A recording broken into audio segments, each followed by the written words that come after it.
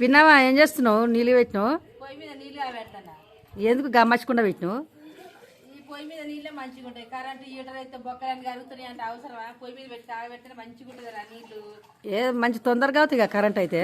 అవి వద్దు, బొక్కలు కరుగుతున్నాయి అంట. బొక్కలు కరుగుతున్నాయి. అందుకని పొయ్యి మీద పెట్టి కాగబెట్టుకొని నీళ్ళు తాగం చేస్తే శుభ్రంగా ఉంటుంది. ఆ నీళ్ళకి ఈ నీళ్ళకి తేడా చాలా.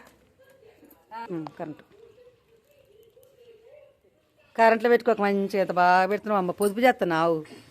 కరెంట్ పెడితే కరెంటు హీటర్ వేసి నీళ్ళు కాగబెడితే బొక్కలు కరుగుతున్నాయంట.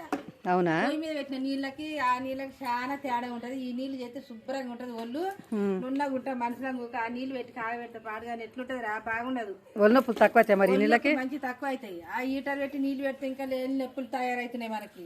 అవునా? బొక్కలు కరుగుతున్నాయి అంట. వద్దమ్మా, ఉడికి కట్టెలు పెట్టి కాగబెట్టుకుంటే శుభ్రంగా ఉంటాయి నీళ్ళు. తేటగా నున్నగా ఒళ్ళు అంత ముద్దుగా ఉంటది.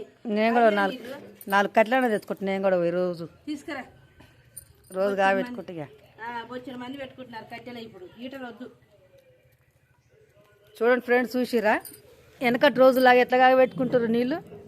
ఇది అసలైన సిసలైన నీళ్ళు కాగబెట్టుకోవడం కదా. సరే మరి ఉంటా.